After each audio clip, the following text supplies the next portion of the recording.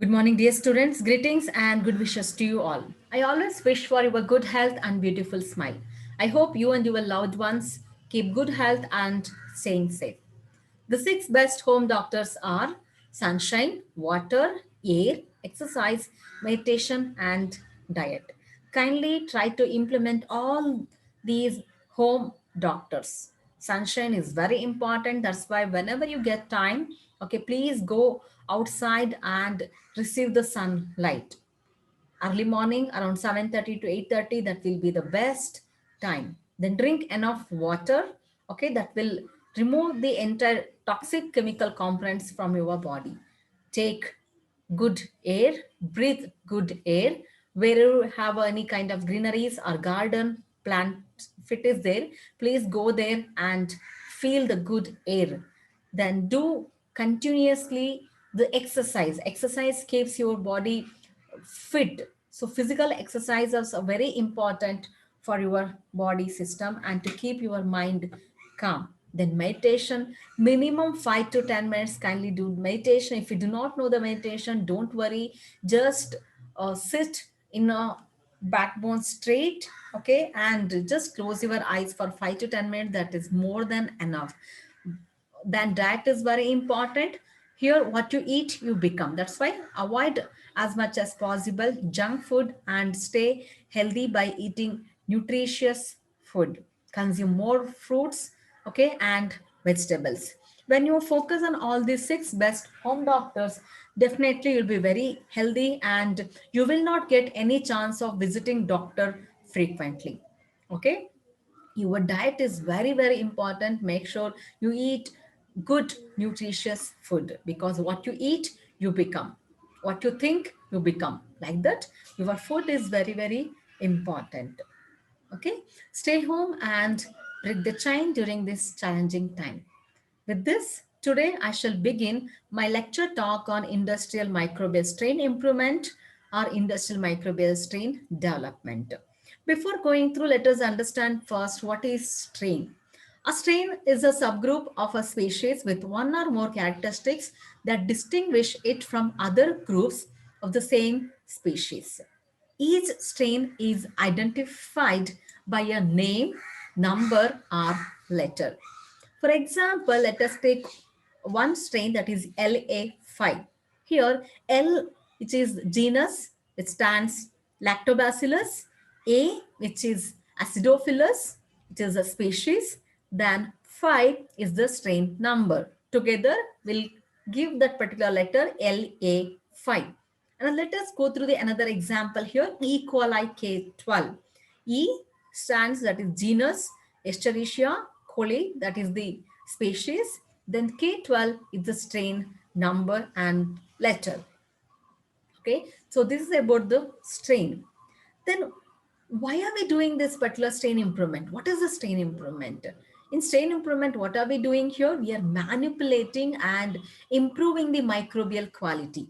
It means the strain improvement is the process of manipulating and improving microbial strains in order to enhance their metabolic capacities is known as strain improvement. Okay. Now let us understand in detail about when are we going to do this strain improvement.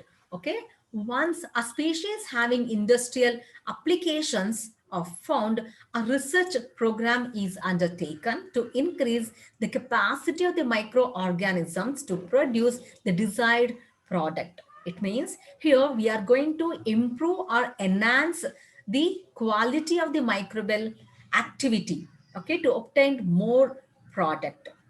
Every industry will be attached with the R&D.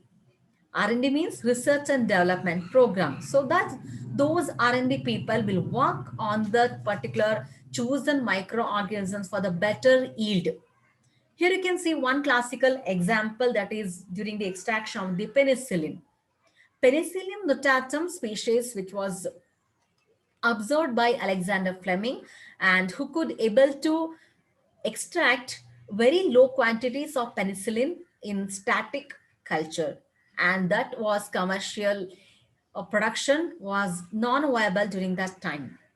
Alexander Fleming, he was able to extract the penicillin by using static culture. That is nothing but the solid culture. Okay, but he was able to isolate very less than a spoonful. Then they were unable to supply to the entire world. That was very less than a spoonful. So, extensive screening of soil samples led to the isolation of a strain of Penicillium chrysogenum from the soil of Peoria, USA that could be cultured in shake flask culture and was thus more productive and commercially useful. So earlier, Alexander Fleming started extracting that particular low quantities of penicillin by the solid culture, and later other scientists, Florey and Chain, they actually did this particular isolation of the other penicillium species, and they worked in shake flask cultures and obtained the more productive and commercially useful fungal organism. And there they applied the genetic improvement of that particular strain through induced mutation. Induced means in the sense purposefully we are making that genes we are going to change according to our desire. So here the genetic improvement was done to that particular Penicillium chrysogenum organism, okay, were induced with the X-rays, UV rays and mustard gas treatment. Then selection led to a much improved strain that could yield 55 times more penicillin than the original strain. So this was one of the classical example during the period of Alexander Fleming. Once Alexander Fleming found that particular penicillin which is going to act against the gram-positive bacteria, then that particular penicillin production of the antibiotic, which was the penicillin was an antibacterial agent, right? Extracted from the fungus, but fight against the bacteria. Since then, what has happened? Then there is a very good relationship had built between the microbiology and the industry, and also between the microbiology and the pharmaceutical industry. Okay, since conditions in Britain at that time were not suitable for any funding for research. Okay, Americans attracted by the reports on penicillin so they invited Florey and Chain to work on that particular penicillin extraction, whatever that showed by or demonstrated by Alexander Fleming. While working in USA, they were able to produce large quantities of the penicillin for trial and subsequent use. And they were able to extract more amount of that penicillin than they would able to supply to the entire world. Okay, in the year 1945, for the discovery of the penicillin, Alexander Fleming, Florey, and Chain shared the Nobel Prize in Physiology and Medicine. Okay, during that time, Fleming, however, was not at all involved in the work done in USA on penicillin by Florey and Chain, but he was the founder of that particular penicillin antibiotic, so he shared that particular Nobel Prize. Alexander Fleming, who was worked on the static culture, whereas here Florian Chain worked in that particular shake flask culture. Okay, what we call nowadays that's a fermenter or bioreactor. Then you may ask question, what is the need of strain improvement? Why we need to do this particular strain improvement? With the exception of the food industry, only a few commercial fermentation processes use wild strains isolated directly from nature. See, when you go to this industrial biotechnology and fermentation technology and microbiology, always we isolate the microorganisms from the nature. Once we isolate the organism, that will be the wild organisms. In that wild organism, there'll be a very deficient quality will be there. So if they have some unique characteristic, later that unique characters will be explored and later that will be exploited here. So immediately in most of the industry, we will not use that wild organisms for the production of any kind of product that may hinder in the production process. So always those organisms will be subject to the strain improvement, because in the wild strains we may not get all the our desired components or products we are unable to get. There'll be so many deficient characteristics will be there. That's why always will go to the strain improvement for the better yield. If you want to more amount of that particular product means you need to go for the strain improvement.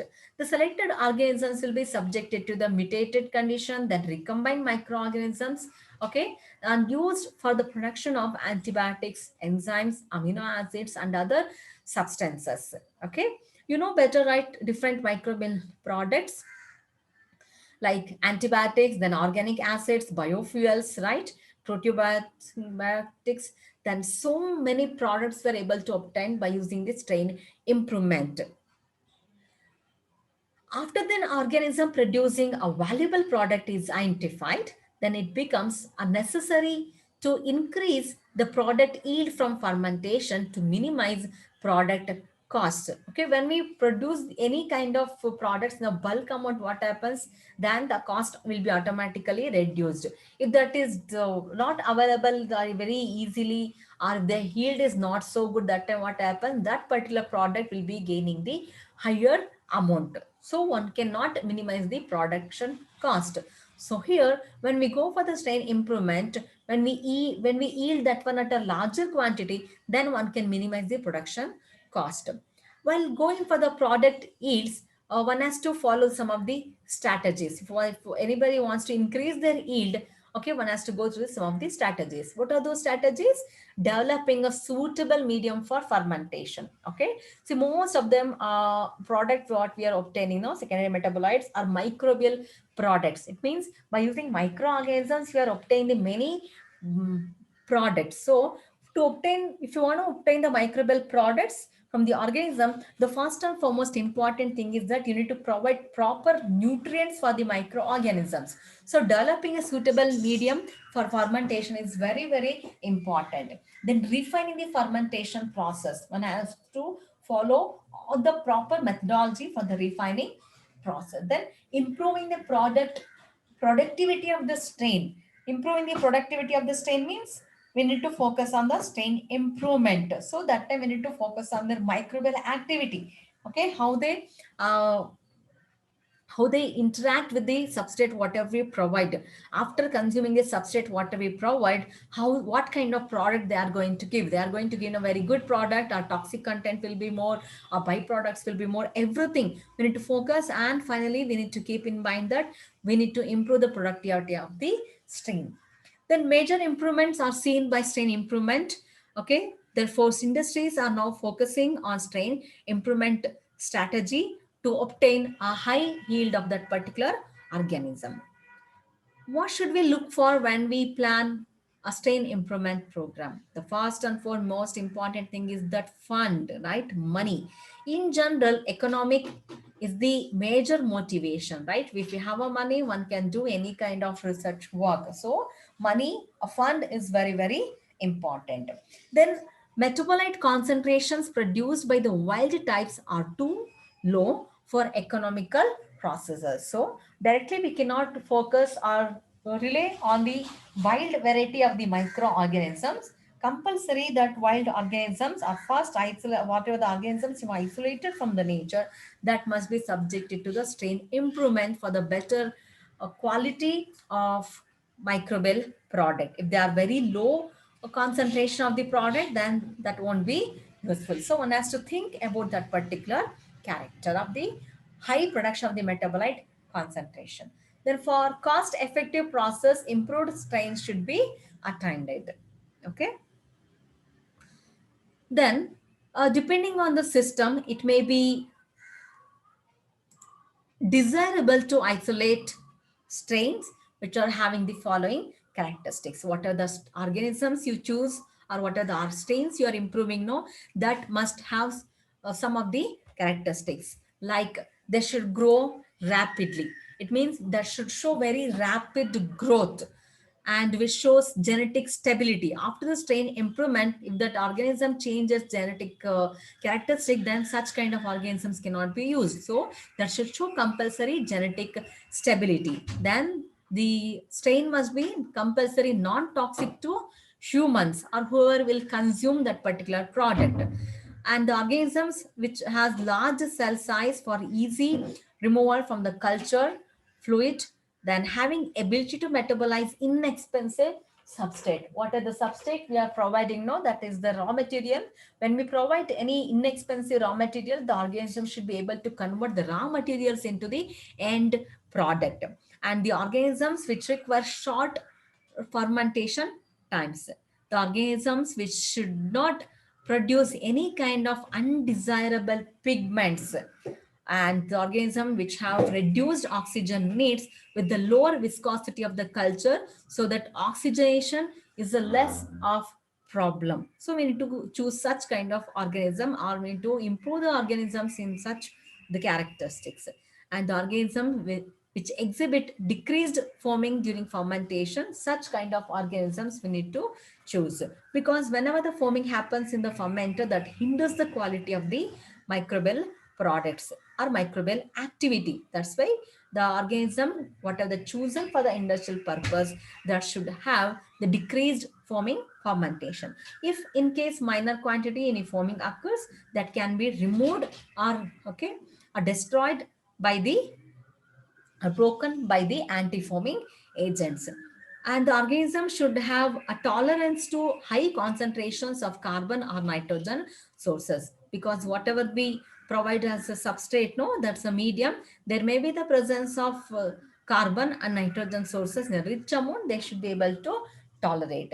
The organism should be with the new genetic properties. It means what are the genetic properties we have introduced, no, that should be retained. Then there should be a regulated activity of enzymes. Then the reduced byproduct formation that interfere with the downstream process. That's why uh, there should not be any kind of production of any kind of the byproducts. Okay. Then reduction of cultivation, cost low price in nutrients, and low requirement of oxygen. So what are the organism you choose for the strain improvement? Okay, that should follow all these particular the characteristics of the organisms. Okay, conventional, when we go for the isolation of the organisms, we can go for differentiating wild strains of organisms or modified strains or industry subjected strains. In general, we can say industrial strains. And the wild strains in general, conventionally, they are subjected to various strategies until a potent industrial strains are developed. Okay, potent means they should have the potentiality to give a high yield product. Okay, then such kind of organisms, once we found out, then we can go for at the industrial level. So now let us go through in this tabular representation difference between the wild strains and the industrial strains. Okay, so whereas wild strains are poor reproducibility, okay, which shows growth rate, product formation rate, and titer will be very poor. Whereas when you go to the industrial strains, which are having the high productivity, okay, in product formation rate and titer. Wild strains are susceptible to the product inhibition, whereas the industrial strains, which are highly tolerant to product inhibition. Wild strains are poor genetic stability, whereas the industrial strains which have a high genetic stability. Wild strains have the ability to use various substrate. Okay, whereas the industrial strains which are acclimatized to cheaper and wide variety of substrate. Acclimatize means, see here, microorganisms, when we go through the strain improvement, they will adjust to the given uh, environment. Okay, then the wild strains which are poor substrate conversion rates, okay, whereas the industrial strains which have very high substrate conversion rates. What do you mean substrate conversion rate? Here the organism should convert the raw materials into the end product. Raw materials is nothing but the substrate. Okay, now let's move on to the methods of strain improvement. The use of recombinant DNA techniques can be used in the as a part of strain improvement. Then we can go through the protoplast fusion, then site-directed mutagenesis, mutant selection. Okay, so most commonly used methodology will be recombinant DNA methods nowadays. These rDNA methods have been especially useful in the production of primary metabolites such as amino acids, sugar, okay, but are also finding increasing use in strain development programs for antibiotics. Okay, it means here this RNA technology nowadays we are applying for more for the production of these secondary metabolites. Okay, so in the exam they ask about this particular list the methods of strain improvement. You can write this particular strain improvement in which you have in our syllabus the use of recombinant DNA techniques and you have mutant selection. The science and technology of manipulating and improving microbial strains in order to enhance their metabolic activities for biotechnological applications are referred to as strain improvement. I hope you are able to understand here why are we going behind strain improvement to enhance the microbial activities for biotechnological applications. Okay, once we enhance the microbial activity, we are going to exploit those microbial activity, right, microbial activity for to obtain the our desired product. For example, antibiotic, hormones, right, and growth hormones, growth regulators, many enzymes. Most of the products which are we have what we are utilizing in at the industrial level, all the products are obtained by using the microorganisms. Then what is the objectives of strain improvement? To get multiple copies of specific genes, okay, then to get high amounts of specific protein or product, and also to generate gene of interest of one organism into another. So these are the objectives of the strain improvement. So now let's focus on the methods. It can be divided into two methods. One is the conventional methods, other one is the rDNA technology. Okay, in conventional methods, you can put protoplast fusion, site-directed mutagenesis, and mutant selection. Recombinant DNA technology, that is with the vectors and the host system, we are going to work. So now let's focus on the conventional methods of strain improvement. Okay, we have here mutant selection and the protoplast fusion. So what do you mean by mutation? Mutation is a heritable change in the nucleotide sequence of DNA, which results in a few stable phenotype, right? So mutation here in the case that is happening heritable. If mutation happen, that will transfer from the one generation to another generation. That's why we are using this mutant selection for the strain improvement, because we need hereditary characteristics. If change happens in one organism, that particular changes should happen throughout that particular generation. Okay, the mutant strain can revert to the wild type by back mutation or reverse mutation. Then mutation can be induced by treatment with some of the mutagenic chemical agents such as nitrous acid, nitrosoguanidine, purine, and pyrimidine analogs, for example, 5-bromouracil, are physical agents such as UV light or ionizing radiation. So these are the, some of the mutagenic agents.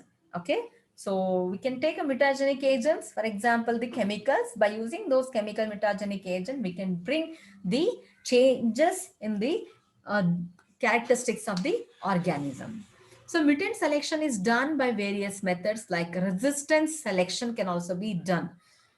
In this case, often the wild type organism is not resistant to an antibiotic or a particular bacteriophage attack. Okay, it is possible to grow the cells after treating with mutagenic agent. When you treat mutagenic agent for certain period of time, what happens that time the microorganisms will start acclimatizing to the given environment or to given that particular chemical. Then they grow the cells after treating with the mutagenic agent on the medium containing antibiotic or a phage. Earlier, that was not possible. After the mutagenic treatment consistently, then the mutation happens in that particular organism, and we can see the changes in their genetic characteristics. Okay, and then we can look for surviving colonies. Okay, if this organism survive in that particular medium, that time what happens, this those organisms have mutated, and that comes under the strain improvement. Further we can check for the other characteristics also. Okay, even temperature sensitivity can also be simultaneously detected, because every organisms have their own optimal temperature. So we can also go for the temperature sensitivity test. Then substrate utilization technique. The bacterial culture after the treatment with the mutagenic agent that can be grown on a medium containing an alternate carbon source.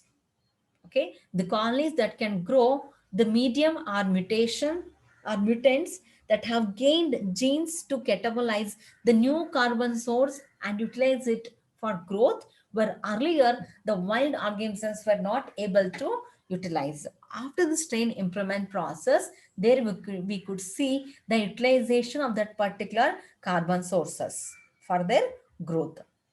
Then one more, selection of mutants producing high yield of primary metabolites. Here we can take example as Corynebacterium glutamicum and Brevibacterium flavum, which produce the amino acid lysine as a primary metabolite. Okay, the level of lysine produced in the wild type is regulated to meet the needs of the bacteria only and not to overproduce. The pressure is under genetic regulation of the cells called as feedback regulation, where the concentration of the end product suppress the production of the product. Okay, so now let's move on to the next concept, that is protoplast fusion. Okay, you don't have this protoplast fusion in your syllabus, but you need to know about this protoplast fusion. So what do you mean by protoplast? Protoplast is nothing but the cell without the cell wall. Okay, protoplast fusion is used in yeast and filamentous fungi. Okay, even we can apply this protoplast fusion to the bacteria. Most of these organisms are asexual or of single mating type, which decreases the chance of random mutations causing loss of character or strain degradation when we apply this particular protoplast fusion. How we can produce the protoplast? Protoplasts are produced by growing the organism in isotonic solution and treating it with enzymes such as cellulase and beta galactouridinase that dissolve the cell wall. Okay, after protoplasts are released, they are stabilized with osmotic stabilizers such as sucrose. When protoplasts of two strains are mixed, fusion of protoplast occurs due to hybridizations.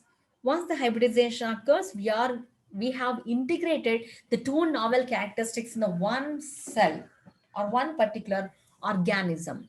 Here, desired recombinants are identified by means of selective plating technique. The cell walls will be regenerated in proper medium and the hybrid organism is tested for the production of the desired product. So this is all about the protoplast fusion. Now let us go through here the pictorial representation of the protoplast fusion. In the step 1, bacterial cell walls are enzymatically digested producing protoplast.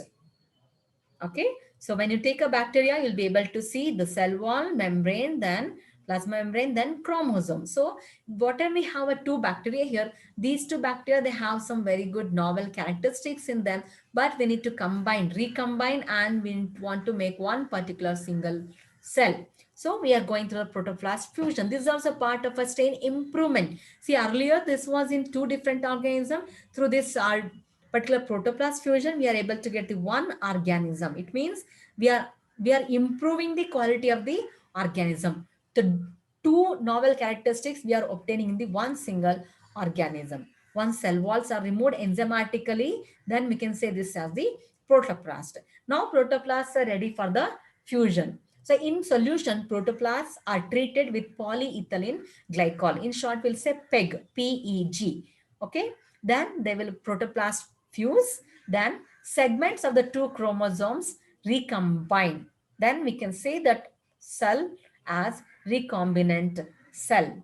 Okay. Then this recombinant cell grows new cell wall in the appropriate nutrient medium. Further, they'll give their growth development. Okay. And we'll be able to see the colonies on the culture plate. So this is about the process of protoplast fusion. Now we can also say this pedestrian improvement through molecular genetics methods. Okay, so in this molecular genetic methods, rDNA, we can see the transformation. Transformation is a process of bringing about a heritable change in an organism. by the insertion of a piece of foreign DNA. We want heritable change, right? Only those organisms will be used in the industrial biotechnology because their genetic stability is very, very important. Okay, they should pass into the next generation. For example, if one company is producing the product very in a bulk amount this year or starting 6 months of the year, rest of the 6 month or next year they are unable to give, means that kind of company will be under loss. And every industry has to think about the customer care. That is very, very important. That's why the organism whatever the chosen for the industrial purpose, that has to maintain a proper genetic stability, and they should give the product throughout the year. Okay, even after 10 years, 15 years, 20 years, that particular organisms give the same product, or the company should go for that particular product production in a very high rate. For example, fungus Acremonium chrysogenum that produces cephalosporin C. Okay, the transformation is done by introducing CEF and CEF-G within a gene, which has resistance marker, which improved the strain capable of producing higher level of cephalosporin C. Then insertion inactivation, whereas this is a method in which mutation is obtained by inserting a piece of DNA into a gene. For example, this was observed in the Saccharomyces cerevisiae. Even some of the plasmids also will be able to see. Then gene deletion, complete deletion of any specific gene is possible to achieve mutation. So restriction enzymes are often used in this particular process. Okay. Now, let us go to the strategies for strain improvement through genetic engineering. So, for this genetic engineering, we need sources of DNA, then vector we need, host we need, then metabolic engineering characteristics we need. So, in the DNA, we need to incorporate our desired, in the source of DNA, desired DNA, we need to incorporate a gene in such a way that the gene should give a very good and high yield product within the host system. So now let us go to the recombinant DNA technology. In this technology, the following approaches can be adopted. Okay. First one, that is modification of gene expression leading to overproduction of gene product and increasing copy number of genes per cell involved in the product formation. Transfer of genes between different organisms. So now focus on this modification of gene expression. Overproduction of a protein can be achieved by incorporation of a strong promoter and a suitable enhancer. Strong promoter is very important. See, when we go to the RDNA technology, we are designing the gene. Okay, in this particular gene, there should be the proper regulatory sequences and operator promoter, then initiation codon, then coding sequences, then termination codon. If it is there, then only that particular gene will be expressed. Okay, so in the gene, there must be a presence of strong promoter and a suitable enhancer for the proper gene expression. If the promoters are absent, if the very good promoters are not there, then transcription initiation will not happen. Then increasing copy numbers of genes help in overproduction of a product within certain limitations. Okay, altering the metabolic pathways by inactivation or deregulation of certain genes, and this is known as MPE, that is metabolic pathway engineering. When we engineer the metabolic pathways of the microorganisms, okay, then we are able to obtain our desired metabolites, or our desired product we are going to obtain. That's why this metabolic pathway engineering is very, very important. And we can go for in this metabolic pathway engineering, and we can go for our desired product by inhibiting the other characteristics or other metabolites production process.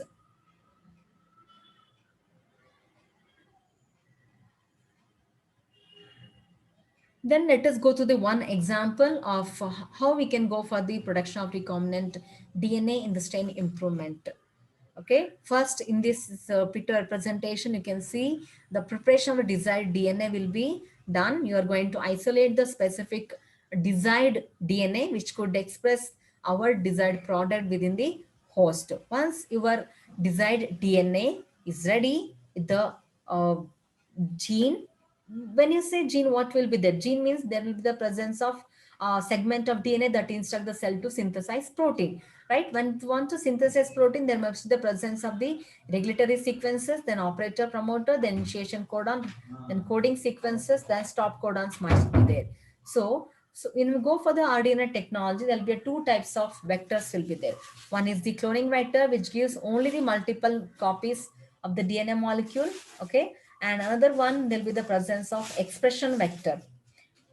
Cloning vector gives only the replica of that particular vector, only a clone, replica, okay? When you take a expression vector, the gene will start expressing their particular characteristics. So whereas in the strain improvement, most we are going to focus on, first we'll focus more on the cloning vectors and later we'll shift to the expression vectors. Okay. So next, once the preparation of the desired DNA is done, okay, then insertion of the desired DNA into the vector DNA. So here we need to choose a proper suitable appropriate vector DNA for the introduction of desired DNA molecule. So first you choose the desired vector system, then you are going to cut by using the restriction endonuclease. Okay, once the vector is ready and then once our desired gene is ready, then introduction of that particular our desired DNA into the vector system. Once we introduce, that particular cell will be that particular vector will be known as recombinant DNA vector. This recombinant DNA will be introduced into the host cell. Within the host cell, the introduced plasmids will start replicating by utilizing the host enzymes and other protein components. Okay, then ultimately we can see the gene expression, whatever we introduced into the plasmid. Okay, overexpressed mRNA can be seen and also overexpressed protein. So this is the one methodology of production of the recombinant DNA product, okay, which comes under the strain improvement. Let us go through one more example, that is chymosin, which is also known as renin, is a proteolytic enzyme related to pepsin. Okay, and those which are synthesized by chief cells in the stomach of some of the animals. Its role is in digestion to curdle or coagulate milk in the stomach. So it's a process of considerable importance in the very young animals we can see. Okay, let us go through the recombinant DNA technology, a strain improvement. Here, what we are going to do, we're going for the cheese production using recombinant chymosin.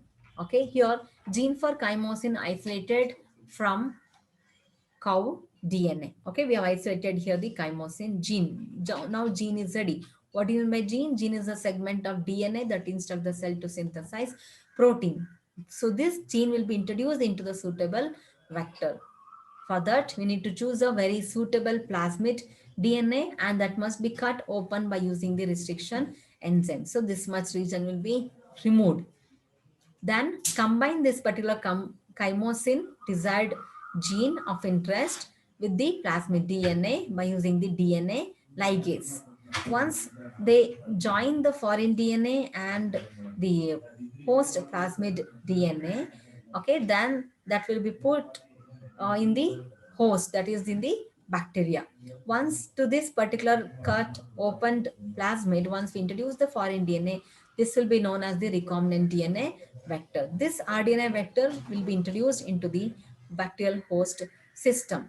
In the bacterial host system, the introduced plasmid DNA replicate faithfully by utilizing all the host components. Then chymosin protein is expressed in bacterial cells. Okay, then further isolate chymosin protein from the bacteria. Then isolated chymosin is used to make cheese. So this is the one of the example of RDNA technology strain improvement. This bacteria was improved. Okay, this bacteria was improved, okay, by taking their plasmid DNA out, and after engineering we'll put that back, and this will do further gene expression everything. So this bacterial cell will be known as the or stain improved cell or microbial activity improved cell. Okay. So now we can also focus on the recombinant proteins. Like recombinant proteins are the proteins produced by the transferred gene or transgene, and they uh, resemblance and themselves are of commercial value. For example, insulin, interferon, etc., which are produced in bacteria. One more example we can take here: metabolic engineering. So we can engineer the metabolic characteristics of the one organism. When metabolic activities of an organism are modified by introducing into it transgenes which affect enzymatic, then transport and regulatory functions of its cells. It is known as metabolic engineering. It is important for metabolic engineering that the biosynthetic pathways to be modified and the regulatory controls are well known and the genes involved in identified condition and that will be cloned.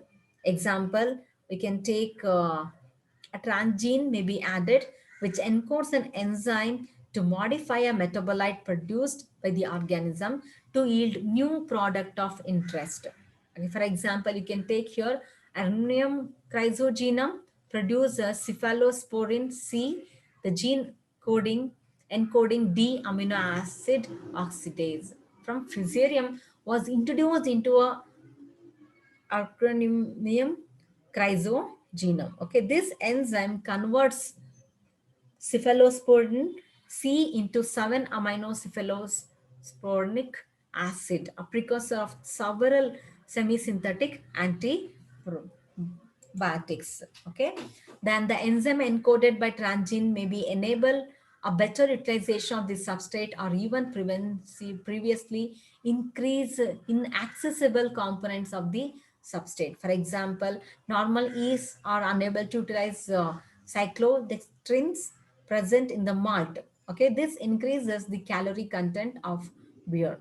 Transgenic yeast capable of utilizing cyclodextrins are now commercially used to produce low calorie beer with 1% more alcohol content.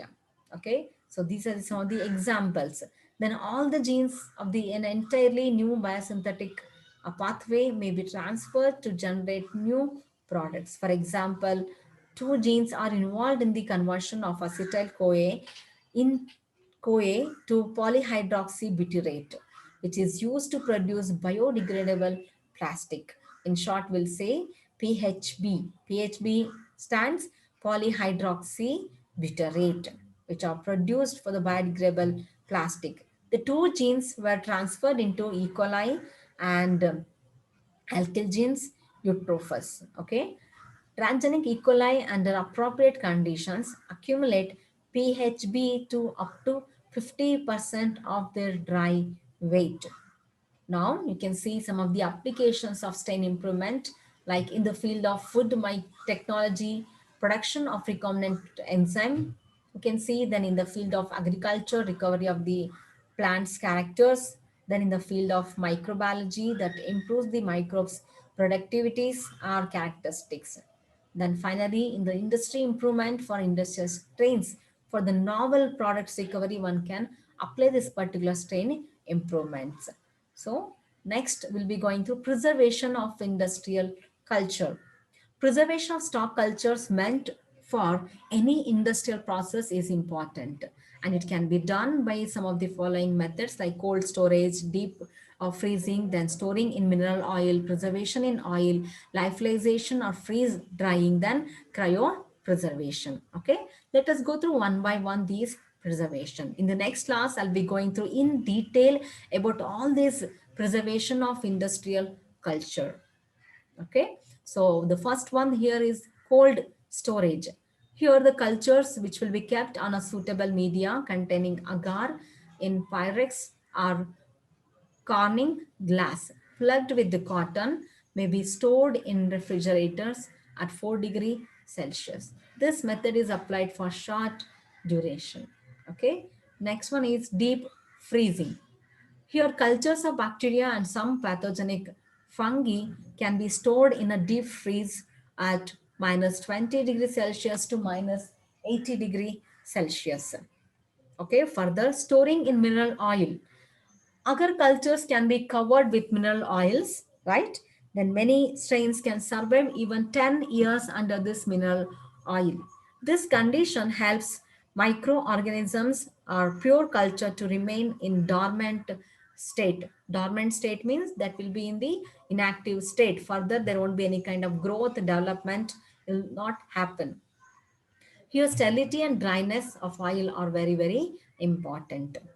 Then next one is preservation in soil. Soil-borne bacteria and fungi can be stored in natural habitat, that is soil.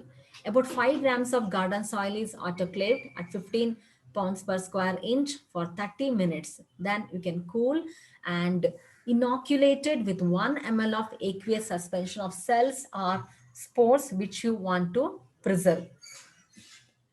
The organisms are allowed to grow for 10 days and the soil culture thus obtained is stored in refrigerator. Okay. Apart from all this, even we have a short duration of the culture like slant culture.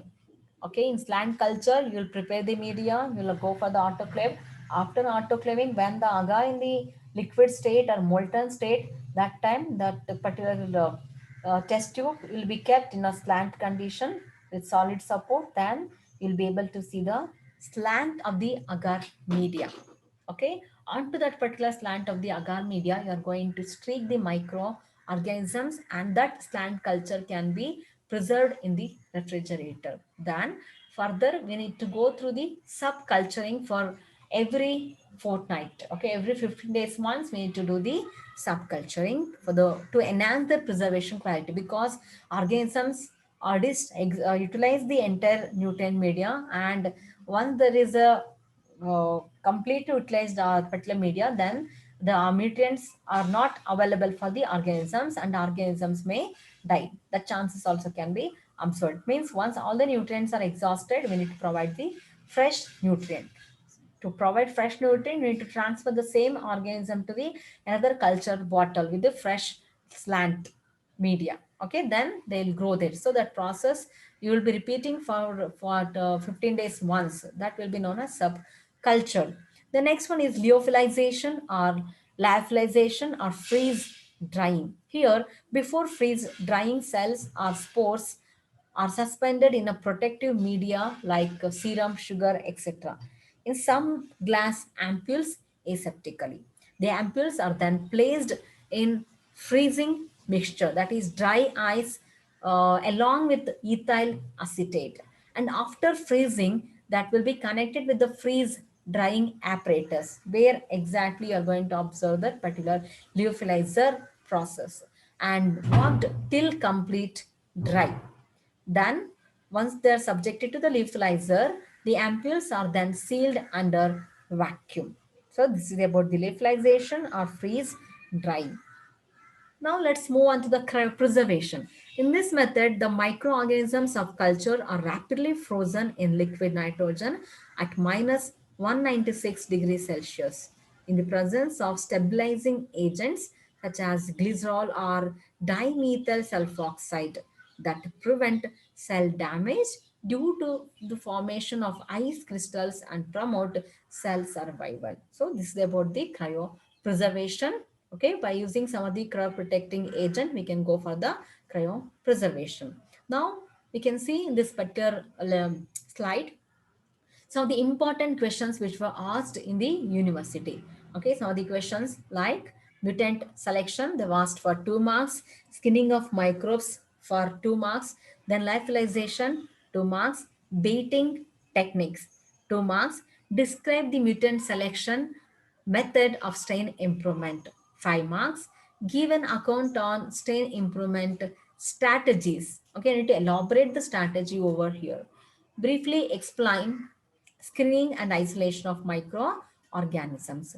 Then the next question, improvement and maintenance of industrially important strains. Then describe the industrial strain improvement by rDNA method and cryopreservation. So these are the some of the important questions they may ask you. You need to focus on all these things. Okay. So if you want any kind of clarification, you can talk to me. You can reach to me through my email or through WhatsApp. Okay. If you have any kind of queries, make sure you clear that particular queries without fail. And the students try to answer all these questions without fail. Okay. So in this lecture talk, let me just glance what all we went through. In this lecture talk, we went through about the microbial strain improvement, right, for the industrial level, because we are very much concerned with the product formation. So for the product formation, we need to focus first on the microorganisms. So microorganisms, if we have a very good condition, right, with the very rich quality of the microbial activity, then what happens, then we are able to obtain the good high yield product. Ultimately, in the strain improvement, what we are expecting, we want to enhance their metabolic capacities, right? Once we enhance their metabolic capacities, what happens automatically, we can get very good amount of the product. So here, while during strain improvement, once the strain improvement is done, we'll also focus on the particular DSP, that is downstream processing, how the product can be recovered. That is very, very important, right? Product recovery is very, very important in the fermentation technology, because if we know everything properly about upstream processing and everything, if you do not know how to refine that particular product, okay, refining the fermentation process is very, very important. That is the major and critical condition, that the recovery of the product, because in the fermenter vessel, whatever the product will be there, there may be unwanted products will be there, and some of the byproducts will be there, right? And also the dead cells will be there, and also the liquid medium will be there, right? So by removing all those, we need to recover only the our product. So that is very, very important. You must focus on USP, DSP also while studying about this particular strain improvement. And also culture preservation. Once the strain improvement is done, whatever the organism we have subjected for the industrial strain purpose, no, that maintenance and preservation is also very, very important. If you are unable to maintain that in the for a longer duration, what happens then, the particular industry will be under loss. That organisms must be compulsory in a survival conditions. Okay, and while going for this particular strain improvement, we must always focus that compulsory, that organism has to maintain its genetic viability, and that organism should be totally free from any kind of contamination. Only such organisms you can take it for the strain improvement, and that can be subjected for the preservation. Okay, I hope I made myself clear to you. So this is all about the strain improvement or strain development at the industrial level. So at the end, I've dealt about the preservation of an industrial culture. In the next class, we'll be going through in detail about how we can go through the preservation of industrial culture. Okay, so pay attention in the next class also, and make sure to write some of the important points in your notebook. Okay, if you just listen, what happens? You will forget. After each and every class, you'll be having another class, and you'll attend that one, and this particular information also will be there, that also will be there. But whenever the class will be going on, if you keep on writing just a roughly, if you write all the information whatever the teacher has told, then that will be useful for you. That's why make sure to make a note of all the lecture talk in one particular notebook, so that you can revise during the examination time. Okay. Thank you, everyone. I hope you have understood today's concept on strain improvement. Thank you for watching this video.